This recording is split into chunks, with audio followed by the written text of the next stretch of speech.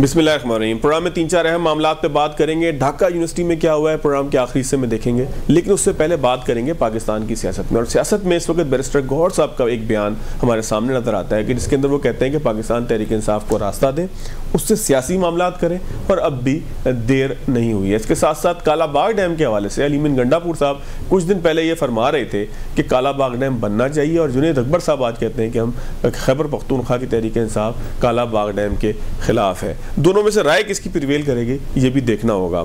इसके साथ साथ पाकिस्तान के मुस्तकिल मंदूब हैं अक़वाम मुत्तहिदा के अंदर आसिम इफ्तिखार साहब, उन्होंने आज दो टोक और मुंह तोड़ जवाब दिया है इसराइल के मुस्तकिल मंदूब को। क्या कहा है ज़रा वो सुनते हैं, उसके बाद सेनेटर नासिर भट्ट साहब से ज़रा तबसरा लेंगे, तजिया लेंगे, और फिर उसके बाद कुछ सियासी गुफ्तगू भी करेंगे। पहले ज़रा आसिम इफ्तिखार साहब को ज़रा सुनते हैं उन्होंने क्या कहा है। भट्ट साहब, आपने सुनी गुफ्तगू आसिम इफ्तिखार साहब की। आसिम इफ्तिखार साहब ने बड़ी कंपोज और बड़े अच्छे तरीके से दलाइल दिए हैं। इसराइली मंदूब भी मौजूद था, उसके सामने ये गुफ्तगू हुई। सर, सवाल ये पैदा होता है कि एक तनकीद वज़ीर पाकिस्तान पर की जा रही है कि वो कतर पहुँच गए, पाकिस्तान में सैलाब आया हुआ था, और पाकिस्तान तहरीक इंसाफ से मुंसलिक बहुत सारे लोग इस तरह की तनकीद कर रहे हैं। उस पर भी ज़रा तबसरा कर दीजिएगा, और साथ साथ ये भी फरमा दीजिएगा कि पाकिस्तान किस तरीके से उम्मत मुस्लिमा को ख़ास तौर पर ऐसे हालात के अंदर कि जब कतर के ऊपर एक अटैक हुआ है, उसकी जो सालमियत है, उसकी सॉवरेंटी है, उसके ऊपर एक अटैक हुआ है, पाकिस्तान के पास ऑप्शंस क्या हैं, पाकिस्तान किस तरीके से रिटेलिएट करेगा, क्या अक़वाम मुत्तहिदा में जो तकरीर है इसके बाद आप समझते हैं कि आलमी बरादरी के ज़मीर पर कोई बोझ होगा? देखें, बात यह है कि आपने जो बात की कि सबसे पहले आपने कहा कि प्राइम मिनिस्टर साहब कतर गए हैं, तो आप मुझे बताएं कि कतर पे उस इसराइल ने हमला किया है, ठीक है, तो अगर कतर हुकूमत को और बाकी जो गल्फ में जितनी सऊदिया है सब इकट्ठे होके ये मैसेज दे रहे हैं इसराइल को कि उनको कि हम अपने कतर के साथ है, जो आपने किया उसका जवाब देने का वो हक रखता है, और मेरे ख्याल में उसने जवाब भी दिया। और ये होना चाहिए कि हम मुसलमानों को तो एक पेज पे हो जाना चाहिए, ठीक है। इसराइल जो है उसने वो क्या कुछ जुल्म कर डाल रहा है उस तरफ, तो लोग जो दुनिया ने वो देख रही है, हमें बिल्कुल इकट्ठा होना चाहिए। और इसके जो पीएम साहब गए हैं वो बिल्कुल ठीक गए हैं, उन्होंने जाके ये दुनिया को मैसेज दिया है कि हम अपने मुसलमान जो कतर है उसके साथ खड़े हैं। कोई भी जो डिसीजन लेगी, अब जो है ये सऊदी अरब हो गया, पाकिस्तान हो गया, ईरान हो गया, सब एक पेज पे, और हम बिल्कुल इकट्ठे ये जवाब दुनिया को दे रहे हैं। अगर आप इस तरह की कोई हरकत करेंगे तो उसका जवाब देने का हक है, और ये जवाब फिर दिया भी जाएगा। ये पाकिस्तान एक न्यूक्लियर पावर है, जिम्मेदार मुल्क है, तो हम बिल्कुल अपने सब मुसलमान कंट्रीज के साथ खड़े हैं। और दूसरी बात आपने की कि शहबाज शरीफ साहब, आप देखें जो सैलाब आया है उसके तबाहकारियां कितनी ज्यादा तबाही उसने फैलाई है, लेकिन देखें सब हुकूमतें, मैं किसी के नहीं कहता कि पंजाब में ज्यादा कोई वो वज़ीर आला सुबह शाम जा रही है, आपके सामने है, सिंध वाले भी आप जो वज़ीर आला मैं देख रहा हूँ वो भी इंतजामात कर रहे हैं, लोगों को वहां से निकाल के तो दूसरी जगह लेके जा रहे हैं। बाकी केपीके में भी ऐसा हो रहा है, तो ये एक दूसरे की, बल्कि सीएम साहब ने तो ये भी कहा था केपीके के वज़ीर आला को फोन करके हमारी जितनी हेल्प आपको चाहिए हम हाजिर है, तो मिलजुल के हम सैलाब की जो तबाहकारियां हैं उससे हम बचने की पूरी कोशिश कर रहे हैं। लेकिन जो आफतें आती हैं उनसे इंसान कोशिश जरूर करता है बचने की। ये एक चीज नजर आनी चाहिए कि हम अपने लोगों को फैसिलिटेट कर रहे हैं, बचा रहे हैं। जो खासकर हमारे उधर होते हैं ना किसान दोस्त, जी जी, किसान लोग भाई, वो निकलते नहीं जब तक उनके साथ अपनी वो लाइफ स्टाइल जो होती है, कहते हैं जी हम ये साथ लेके जाएं, यही हमारी जिंदगी है, यही हमारा रोजगार है। तो कितने लाख जानवरों को बचाया भी गया, पानी से निकाला गया, लोगों को जो है वो दूसरी जगह जाके मुंतकिल किया गया। और इंशाल्लाह आप देखें कुछ दिनों बाद सीएम साहब ने कहा हम जिन लोगों को जो बेघर हो गए उनको घर भी देंगे, रोजगार भी देने की कोशिश करेंगे। तो जितनी हेल्प हो सकी है वो कर रहे हैं। बट साहब, बहुत मेहरबानी आपने इस पे गुफ्तगू की, कुछ सियासी मामलात पे गुफ्तगू करेंगे, आप हमारे साथ ही रहिएगा। ब्रेक के बाद जब हम वापस आएंगे तो हमारे साथ इसार राना साहब मौजूद होंगे, नासिर भट्ट साहब मौजूद होंगे, और सियासत के हवाले से कुछ मौज़ूआत पे बात करेंगे। ब्रेक के बाद खुशामदीद। इसार राना साहब मेरे साथ मौजूद हैं और नासिर भट्ट साहब ने मुझे ज्वाइन किया पाकिस्तान मुस्लिम लीग नून से, और इसार राना साहब सीनियर सहाफ़ी हैं, तजियाकार है। राना साहब आपका बहुत शुक्रिया, नासिर भट्ट साहब सर आपका भी शुक्रिया। भट्ट साहब सर आप ही फरमाइएगा, सर बैरिस्टर गौहर साहब कहते हैं कि पीटीआई के मामले का सियासी हल ज़रूरी है, इस तरह से डेडलॉक जो है वो कोई अच्छी बात नहीं है। और साथ उन्होंने ये भी कहा कि अब भी देर नहीं हुई। हुकूमत तो बात करने के लिए तैयार थी, ये सियासी लोग नहीं है। इमरान खान अगर सियासी होता तो 2 साल उसने गुजार दिए। मैंने उनसे बात करनी है, ये करना है, मैं वो कभी बात करता है, कभी टीम बनाता है, फिर कहता है जाओ मैं आपसे बात नहीं करता। अब शायद उसको समझ आ गई है कि बात अगर आप जमहूरियत की करते हैं तो बात तो आपको सियासी जमात से करनी पड़ती है ना। कभी वो सियासी जमात हुकूमत में होती है, कभी वो सियासी जमात अपोजिशन में होती है। लेकिन ये कसूर असल में उसका आप ट्रैक रिकॉर्ड देखें ना इमरान का, जब वो वज़ीर आज़म भी मुसल्लत हुआ आरटीएस बंद करके, तो उस वक्त भी उसने अपोजिशन से बात करना गवारा नहीं किया। कई मुल्की एक कहते हैं ना कि सिक्योरिटी की सूरत हाल में जब मीटिंग बुलाई जाती उसमें भी नहीं आता था, 2-2 घंटे इंतजार करते नहीं आता था वो। तो बात यह है कि अगर अब उसको समझ आ गई है तो अच्छी बात है, बात तो करनी चाहिए। बात करेगा हुकूमत से या सियासी जमात से बात करती है, उसमें से मसाइल भी हल होते हैं और बातचीत आगे भी चलती है। ये काम इसका है। इमरान खान असल में मसला ये है कि वो कहता है मुझे जेल से निकालो। अब जेल से तो उसने तब ही आना जब अदालत उसको जेल से निकालेगी। जेल में उसको हुकूमत ने तो भेजा नहीं है, उसने तो नहीं कहा 9 मई करो, उसने तो नहीं कहा 26 नवंबर करो। ये मैं हर दफा कहता हूँ, ये इसलिए कहता हूँ कि ये जो काम आप करते हैं फिर कानून अपना रास्ता लेता है। बात अगर करना चाहता है जरूर करे, हुकूमत बात करेगी। आपको याद होगा पीएम साहब ने गौर साहब को, बैरिस्टर गौर को कहा था उनके पास जाके हाथ मिला के कि आप हमसे बात करें, बैठे। तो बात नहीं करेंगे। अगर आप भी उसको ख्याल है, मुझे नहीं यकीन कि वो आप भी इस पे होगा, उसने फिर यू टर्न लेना है। अच्छा, लेकिन एक सवाल पैदा होता है भट्ट साहब, आप एक तरफ ये कह रहे हैं कि पाकिस्तान तहरीक इंसाफ को बात करनी होगी, लेकिन दूसरी तरफ आप लोगों की मजबूरी नहीं है कि पाकिस्तान तहरीक इंसाफ भी बात करे। और मैं हवाला आपको ज़रूर दूंगा एक आर्टिकल का जो गुज़िश्ता रोज़ पब्लिश हुआ, जिसमें इस बात को वाज़ह किया गया कि पाकिस्तान दहशतगर्दी के खिलाफ अहदाफ हासिल ना करने का जो एक मामला है या कोई कमी उसमें वाक़ हो रही है, उसकी एक बड़ी वजह केपी की हुकूमत है कि जो ऑपरेशन के हवाले से जब मुतमईन नहीं पाई जाती। और आर्टिकल में बिल्कुल वाज़ह लिखा गया है कि पाकिस्तान अगर दहशतगर्दी के खिलाफ जो है वो अहदाफ को हासिल करना चाहता है तो उसे सियासी टर्मोइल को कम करना होगा, सियासी जो मामला ख़राब है उनको ठीक करना होगा। तो ये हुकूमत की भी तो मजबूरी है ना कि केपी की हुकूमत के साथ बातचीत करे। केपी की हुकूमत से मेरी मुराद ये है कि पाकिस्तान तहरीक इंसाफ और उसकी जो पूरी हुकूमत है उससे बातचीत करे, मामलात को आगे लगे, क्योंकि इससे तो मुल्क का भी नुकसान हो रहा है। सर देखिए, आपने बात की केपी के का, वो जब इनका अपना मुफाद होता है ना, जब सैंड के इलेक्शन हुए तो बैठा था अपोजिशन के साथ, बात की ना कि नहीं की। ये ना पाकिस्तान के लिए सोचता है, ना हुकूमत अवाम की बेहतरी के लिए सोचता है। इमरान खान का रवैया है, उसके जो ये गंडापुर उसके जो हुकूमत तो पीटीआई की है ना। आप मुझे बताएं ना, ये क्या हुआ था जब अभी इलेक्शन हुए सेनेट के, तो उसने बैठा ना अपोजिशन के साथ, बात की, जहां तक बात उसने की वहां तक वो उसके साथ चलता रहा। हालांकि लोगों ने उनसे कहा कि यार आप बात कर रहे हो क्योंकि अपना मुफाद है। जब अवाम का मुफाद होता है तो आप कहते हो नहीं मैं बात नहीं करता। तो ये रवैया भी सबके सामने हुकूमतों से बात करती है। मजबूरी हुकूमत की ये आप समझे बिल्कुल नहीं है। वो ये समझे कि वो एक गैर कानूनी तरीका अख्तियार करेगा, वो उसका वज़ीर उठ के आ जाएगा। देखें, जब भी वफाक में फैसला हुआ है, चारों सूबों के, ये भी आया वहाँ शामिल हुआ है, बैठा है, लेकिन इसने बाहर जाके क्या कहा, हम नहीं मानते। तो अब हम नहीं मानने वाली जो बात है, ये गैर जमहूरी जो रवैया जो उसका है, वो मुझे नहीं पता कि वो किस तरफ अपने आप को ले जा रहा है। वो समझते हैं कि इमरान खान जेल से बाहर तभी आएगा जब हम इनको दबाव डालेंगे, गैर जमहूरियत कंडे इस्तेमाल करेंगे। बाबा, कोई इस हुकूमत में कोई सियासी कैदी नहीं है जेल में।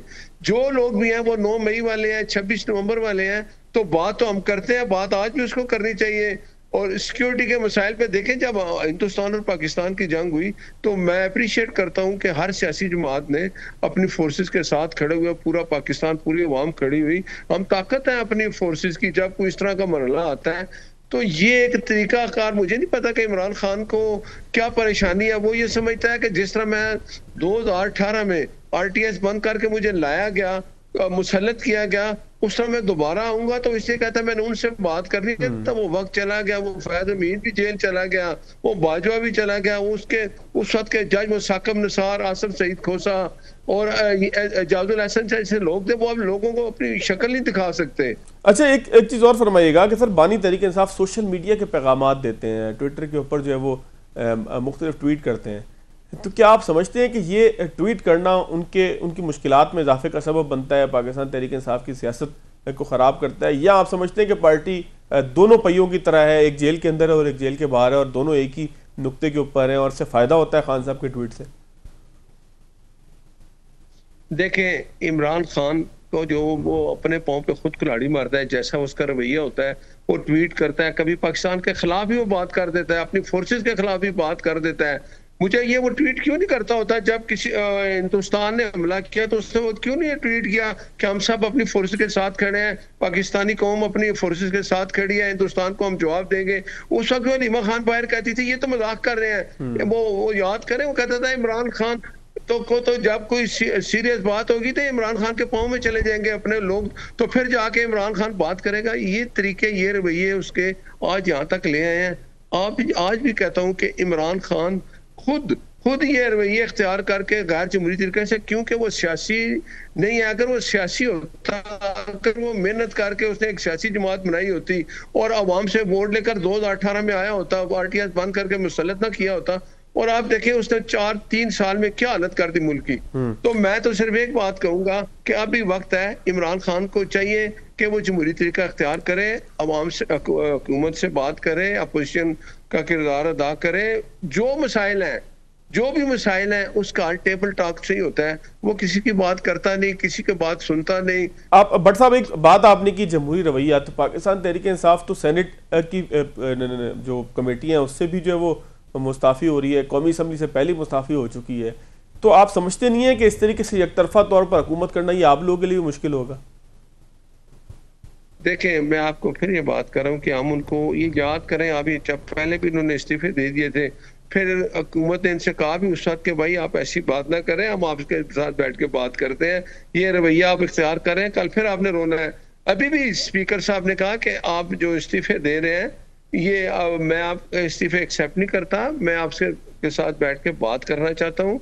आप बात करें, आपके जो मसाइल हैं वो हम आपके साथ मिलके बात करेंगे, लेकिन उसका रवैया है ही नहीं। मैं आपको फिर कहता हूँ कि जब वो हुकूमत में था तब ये विषय से बात नहीं करता था। ठीक हो गया। एक आखिरी चीज और बताइएगा भट्ट साहब कि कालाबाग डैम जो है वो मंजूर नहीं है, जुनैद अकबर का कहना है। कुछ दिन पहले जो है वो अलीमीन गंडापुर साहब कह चुके हैं कि उन्हें तो कालाबाग डैम मंजूर है, कालाबाग डैम बनना चाहिए। तो खुद पाकिस्तान तहरीक इंसाफ केपीके के अंदर ये तय नहीं कर पा रही कि हुकूमत कैसे करनी है और फिर सियासी जमात को कैसे चलाना है। क्या लगता है आपको? देखें, ये एक नई बात करते हैं, नया शोशा छोड़ते हैं। कोई बात करके कालाबाग डैम की अगर बात होती है तो सारे हम तो कहते हैं कि सब सियासी जमातें बैठ के इस पे बात करें। किसी चीज पे कोई देखें कंसेंसस होता है तो उसमें से 100 हल निकलते हैं। अगर उसने ये बात वैसे कर दिया है तो मुझे नहीं पता, अगर वो बात करनी है तो बिल्कुल वो कौमी असेंबली में आए, आके बात करें, इस चीज पे इशू उठाएं। सियासी जमातें जो इस हक में नहीं है, जो है जो भी है, वो बात जब बैठ के उधर होगी, असेंबली में बात होगी, अपोजिशन और हुकूमत बैठेगी तो उसके लिए हल निकलेगा। लेकिन इन्होंने इस बात को भी कल और कुछ रंग दे देना है। राज साहब, ये फरमाइएगा कि पाकिस्तान तहरीक इंसाफ के जो चेयरमैन है इस वक्त बैरिस्टर गौहर साहब, वो ये कहते हैं कि जी सियासी हल के लिए जो है वो देर नहीं हुई अभी, और दूसरी जानिब बानी तहरीक इंसाफ जब ट्वीट करते हैं तो उसके बाद ऐसा लगता है कि तहरीक इंसाफ मजीद कुछ पीछे की तरफ चली गई है। तो क्या बैरिस्टर गौहर साहब का इस मौके पर यह कहना कि देर नहीं हुई, क्या इस बात का पेश ख्याल है कि तहरीक इंसाफ बातचीत के लिए तैयार है? देखिए, सियासत में तो बातचीत कभी भी बंद नहीं होती और सियासत में तो कभी दरवाजे बंद नहीं होते। आपकी जितनी मर्जी, जिस वक्त नवाज शरीफ साहब जनरल बाजवा का गुजरांवाला में नाम लेके कह रहे थे कि आपने इस मेरी हुकूमत गिराई, तो उसी वक्त वो अंदर खाते बाजवा साहब के साथ राब्ते में थे। जिस वक्त मरियम साहिबा नाम लेके बाजवा साहब को और बाकी जनरल्स को कह रही थी, तो उस वक्त मुस्लिम लीग नून पूरी तरह क्या कहते हैं एंगेज थी और वहां पे तोड़जोड़ हो रहा था। तो कहना कुछ हो और बिहाइंड द कर्टन क्या हो रहा हो, ये कोई दो डिफरेंट चीज है। और अगर वो ये कहते हैं कि अभी भी देर नहीं, तो yes, it's never too late. कभी भी एक लेट नहीं होती कोई चीज। जहां से चाहे जब चाहे आगाज कर सकते हैं। और सियासी एंगेजमेंट इसी चीज का नाम है कि आप उस अपॉर्चुनिटी को कभी जाया नहीं करते। जब मौका मिले उसे अवेल कर ले, तो ये कोई मेरा ख्याल है कोई अननेचुरल बात नहीं की। नहीं, ठीक हो गया। अब चलें फाद भी, अब दूसरा सवाल है, ठीक है राणा साहब। कौमी असम्बली से जो है वो कमेटियों से जो है वो मुस्ताफ़ी हो गई पाकिस्तान तहरीक इंसाफ, फिर सेनेट से जो है वो अब कह रहे हैं मुस्ताफ़ी हो जाएंगे, फिर खान साहब कहते हैं कि अगला लाएमल वो देंगे, तो क्या ये एक मरतबा फिर तहरीक इंसाफ उसी बंद गली में नहीं जा रही कि जहां पर KPK और पंजाब असम्बली को तोड़ने की सूरत में वो गई थी? ये बिल्कुल आप आजादाना मौका दे सकते हैं किसी को इस तरीके से हुकूमत करे? बंद गली से वो निकली कब है? बंद गली से तो कभी भी नहीं निकली। जिस दिन अदम एतमाद का फैसला हुआ था और बाजवा साहब ने, जैसे ख्वाजा आसिफ अब बताते हैं खुल के, जिन शराइत के ऊपर ये सारा कुछ हुआ था, तो इमरान खान तो उसी दिन बंद गली में चले गए थे। हाँ, ये हुआ कि इमरान खान ने उस बंद गली को कबूल नहीं किया और उस बंद गली के दरवाजे को हमेशा उससे टकराते रहे और वो अभी टकरा रहे हैं। लेकिन राणा साहब, सियासी आदमी का काम, सियासी क़यादत का काम तो बंद गली से निकालना है ना, रास्ते बनाना है, राहें बनाना है। तो इसका मतलब फिर सियासत तो ना हुई, ये तो फिर एक भेड़ चाल हुई कि आप जो है वो आंखें बंद करके किसी पख की तरह चलना शुरू हो जाए। नहीं, भेड़ चाल तो ये होती है कि आप भी नवाज शरीफ की तरह पैरी पड़ जाएं, माफिया मांग लें, मुल्कों को इन्वॉल्व करें, स्टाम लिखें और पाकिस्तान से बाहर चले जाएं। भेड़ चाल तो ये हुई। ये तो बिल्कुल अनोखी किस्म की चीज हो गई ना कि कोई बंदा पाकिस्तान में रह के इस सतह के ऊपर खड़ा हो जाए, 2 साल जेल में रहे, हर तरह की मुसीबतें झेले, पार्टी तबाह हो जाए, सब कुछ हो जाए, लेकिन वो अपने पैरों पे अपनी जगह खड़ा रहे। तो ये तो महल भेड़ चाल नहीं है, ये तो शेर चाल। राणा साहब, इसका मतलब ये है कि कुछ लोग और कुछ दो का नाम अब नहीं रहा पाकिस्तान तहरीक इंसाफ की सियासत में, वो सिर्फ लेना ही चाहते हैं, देना नहीं चाहते कुछ भी। तो और क्या दें अब? उनके पास है क्या देने को? मतलब क्या दें मजीद? उनकी 3 सूबों में हुकूमत थी, विफाक में हुकूमत थी, वो चली गई। उनकी सेनेट में अक्सरियत थी, वो चली गई। उनके तीनों कायदे हज़्ब इख्तिलाफ जो थे वो आपने ले लिए, उनकी पार्टी को तोड़ दिया। मतलब और क्या दें? उनको पास देने को और क्या रह गया सिवाय एक के कि वो माफी नहीं मांग रहे, बाकी तो सब कुछ हो गया उनके साथ। अच्छा राणा साहब, क्या मजीद दें? राणा साहब, एक आखिरी चीज और फरमा दीजिएगा सर। एक जो है वो अली अमीन गंडापुर साहब कहते हैं कालाबाग डैम बनना चाहिए, और दूसरी जानिब हम देखते हैं कि आज जुनैद अकबर साहब ने कहा कालाबाग डैम मंजूर नहीं है।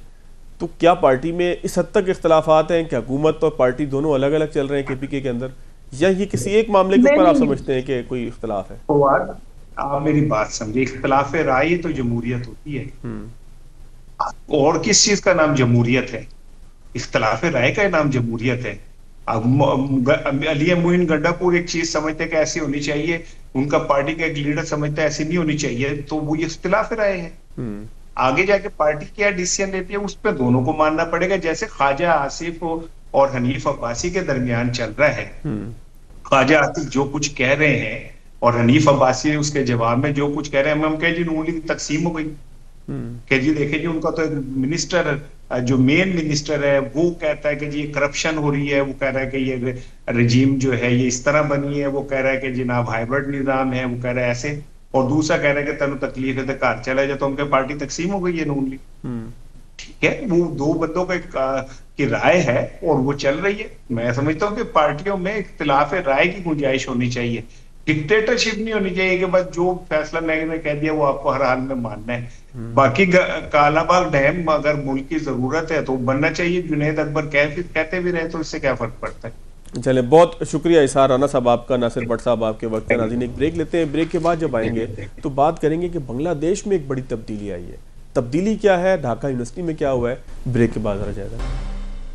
ब्रेक के बाद खुशामदीद। खित्ते की सूरत-ए-हाल तेज़ी से बदल रही है और ख़ास तौर पर अगर बात करें बांग्लादेश की, तो वहाँ पर कहा जा रहा है कि ढाका यूनिवर्सिटी के हालिया इंतखाबात इनकलाब का पेश ख़ैमत है। इनकलाब ऐसे कि 1971 के बाद जिस जमात के ऊपर सबसे ज़्यादा इल्ज़ामात लगे कि वो बांग्लादेश की तख्लीक के ख़िलाफ़ थे, वो बांग्लादेश के मामले के अंदर पाकिस्तान की वहदानियत और पाकिस्तान के यकजा रहने के हवाले से जो है वो मुत्तफ़िक थे, उस जमात को बांग्लादेश में ख़ास तौर पर ढाका में, ढाका यूनिवर्सिटी में कामयाबी मिली है, और कामयाबी भी मामूली नहीं बल्कि क्लीन स्वीप है। शशि थरूर का भी हमने एक ट्वीट देखा कि जिसके अंदर वो ये कहते हैं कि ये एक बहुत बड़ा मसला है या एक बहुत बड़ा मामला है कि जिसके अंदर जमात इस्लामी ने कामयाबी हासिल की है, और उसके तलबा तंजीम, तलबा विंग की बात हो रही है। सज्जाद मीर साहब मेरे साथ मौजूद हैं तफसीर तस्दीक के लिए। मीर साहब, बहुत शुक्रिया आपके वक्त का। मीर साहब, BBC के ऊपर भी हम देख रहे हैं कि एक आर्टिकल है जिसमें हिंदुस्तानी तज्ज़ियाकारों के जो है वो तबसरे हैं, बात हो रही है ढाका यूनिवर्सिटी के इलेक्शन के ऊपर। शायद पाकिस्तान में बैठ के हम उस तरीके से उसकी हीट महसूस ना कर रहे हों, लेकिन हिंदुस्तान ख़ास तौर पर इस मामले के जो है वो ऊपर तबसरे भी कर रहा है, तज़िये भी कर रहा है कि ढाका यूनिवर्सिटी में होने वाला 1971 के बाद का ये पहला वाकया है कि जब उन लोगों को कामयाबी मिली कि जो पाकिस्तान को जो वो कायम रखना चाहते थे और बांग्लादेश की तख्लीक के ख़िलाफ़ थे। आप ज़ाहिर है कि 1971 के मामलात के ऊपर मैं पहले कई मरतबा भी आपसे बात कर चुका हूँ, चाहे सकूत ढाका का मामला हो या दीगर मामलात बांग्लादेश से जुड़े हों।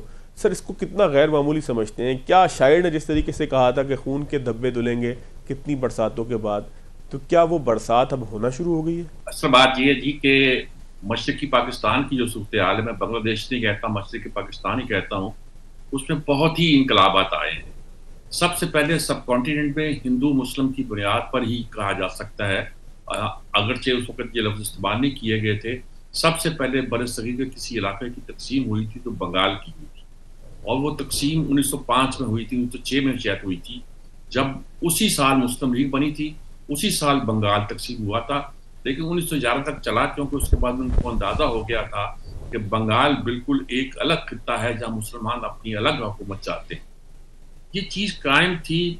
बांग्लादेश बनने के बाद जो सारे वाक़यात हुए, उन वाक़यात में के बाद मुजीब का कत्ल हुआ, उसके बाद जो हुकूमतें बनी जनरल शाद की या जनरल ज़ियाउल हसन की, उन सारी हुकूमतों के दौरान उनकी बीवियाँ उसके बाद इक़्तिदार में रहीं।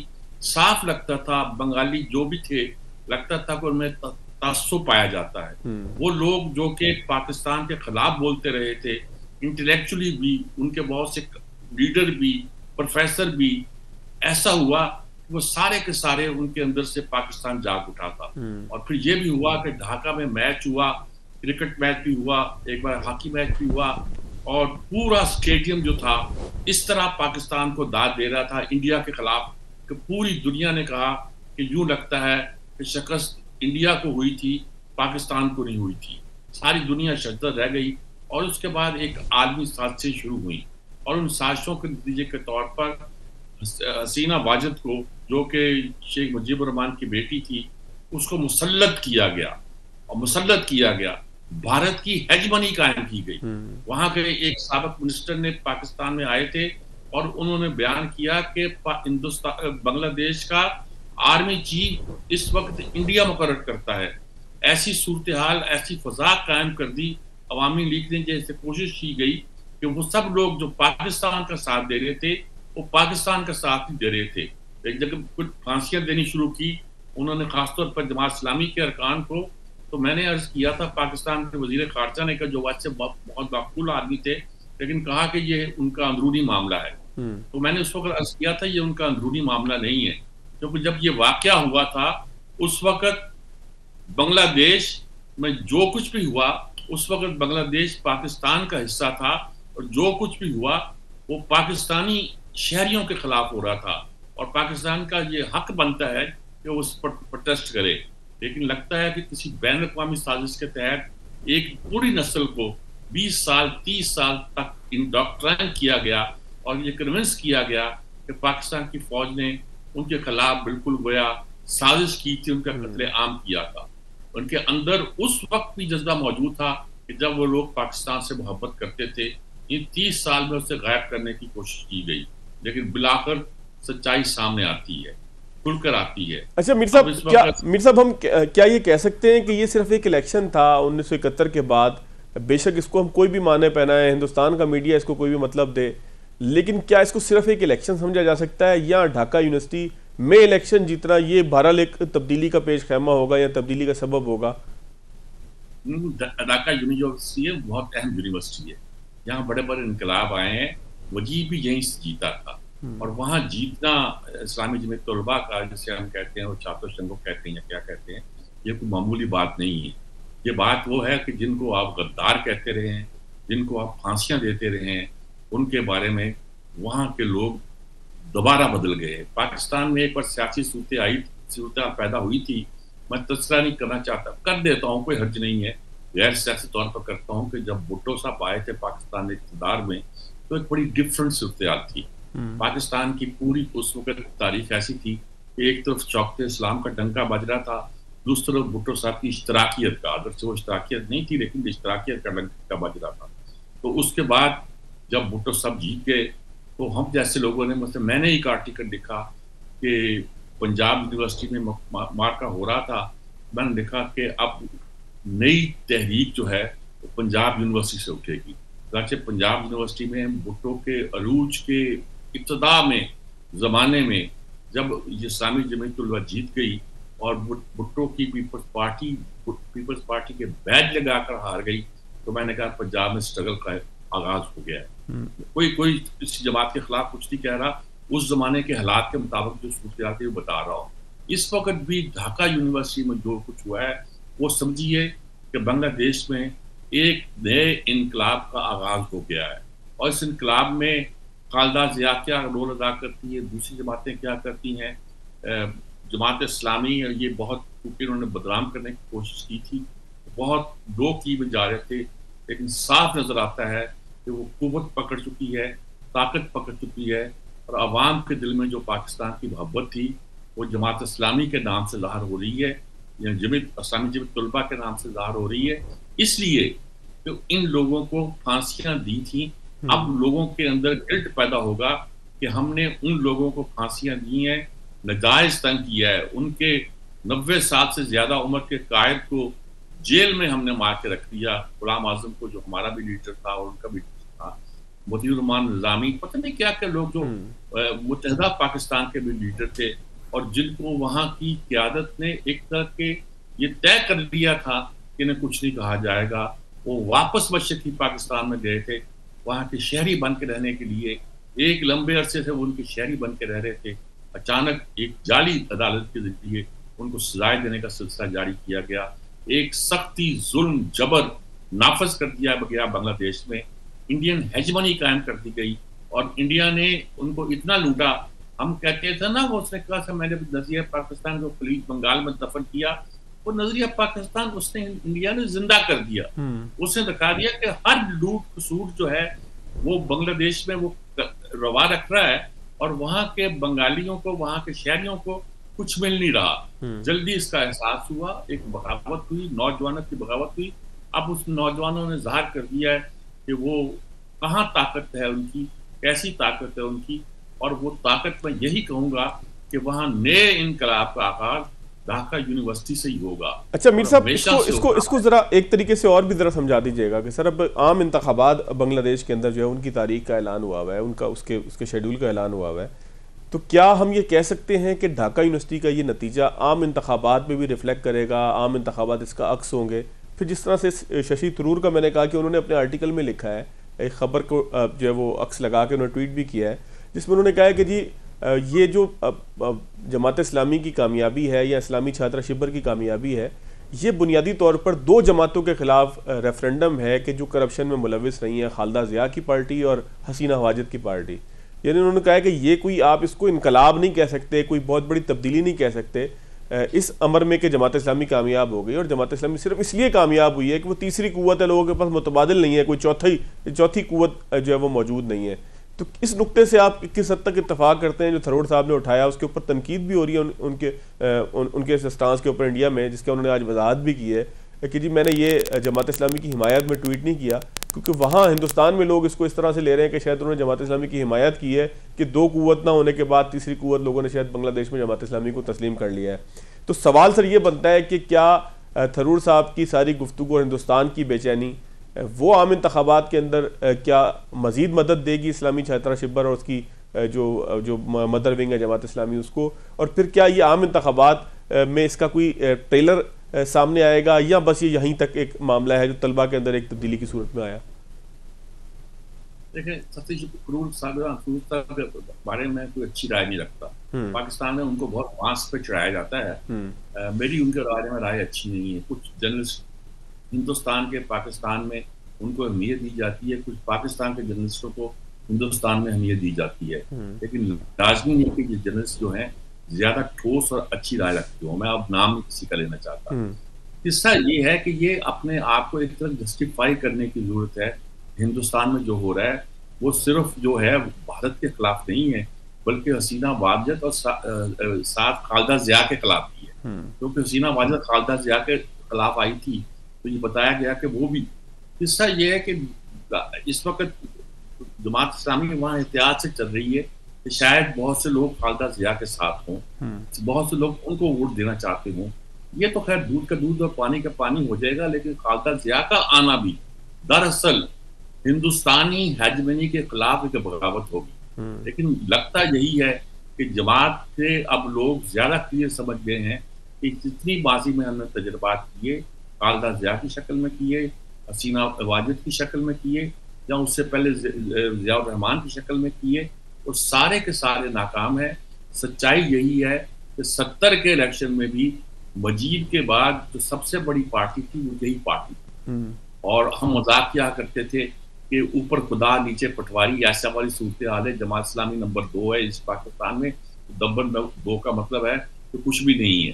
तो हम ऐसे छिड़ा करते थे, मजाक किया करते थे, लेकिन लगता है कि सचमुच वो जो थी एक कुव्वत रखती थी, वो कुव्वत अब खुल के सामने आ रही है। और उस कुव्वत के पीछे पूरी मुस्लिम हिस्ट्री है जो सन 1905 से लेकर आज तक 100 साल से ज्यादा हो गया है, वो अंदर दबाई गई है। उसको दबाने की कोशिश की है। पहले अंग्रेज ने की थी, उसके बाद हिंदू ने की है, यानी कि भारत ने की है, और नतीजा आपके सामने है कि अब वो उभर के सामने आए हैं। अब ये हाल है कि हसीना वाजिद बांग्लादेश की सरजमीन पर कदम नहीं रख सकती। उनका जो वालिद थे शेख मुजीबुर रहमान, जो कहा करता था कि उनके कायद हैं, उसकी लाश वहां पड़ी हुई थी। नारे लगते हैं 14 अगस्त को भी, उन्होंने कहा तो ये हमारी आजादी नहीं थी, बांग्लादेश की भी आजादी थी। कायद-ए-आज़म का दिन मनाया जाता है इसलिए कायद-ए-आज़म उनके भी लीडर थे। सर, हसीना वाजिद का आउट होना मंजर आम से ये कितना सस्टेनेबल होगा? क्या वापस आ जाएंगी वो, उनकी सोच यहाँ पर जिंदा रहेगी? क्योंकि ये बांग्लादेश की खालिक जमात है। देखिए, सोच तो जिंदा रहती है, बाचा खान की भी जिंदा रहती है, आपके अचकजई की भी जिंदा है, शक्ल बदल के सामने आती हैं। लेकिन किस्सा ये है कि अब हिंदुस्तान की हेजमनी जो है वो फौरी तौर पर हिंदुस्तान में कायम नहीं रह सकती। और अगर ये नई सियासी क़यादत आ गई तो नई सियासी क़यादत जो है वो बहुत से, मैं ये नहीं कहता कि बांग्लादेश पाकिस्तान के साथ मिल जाएगा, कोई कन्फ्रंटेशन कायम हो जाएगी या दोबारा हम एक हो जाएंगे, लेकिन मैं ये जरूर कहता हूँ कि मुस्लिम बंगाल अपने आप को जाहिर करेगा। और उस मुस्लिम बंगाल में सबसे बड़ी बात यह है कि उनकी लूट खसूट जो पहले किया कर, जिसको खलीज बंगाल में उसने डुबोया था, खलीज बंगाल में जज़ीरा पाकिस्तान डूबा नहीं है बल्कि जिंदा होकर दोबारा सामने आएगा। उसका नाम आप बांग्लादेश रख लीजिएगा, कुछ रख लीजिएगा, लेकिन मुस्लिम बंगाल अब जाग के रहे। बहुत शुक्रिया सजाद मीर साहब सर आपके वक्त।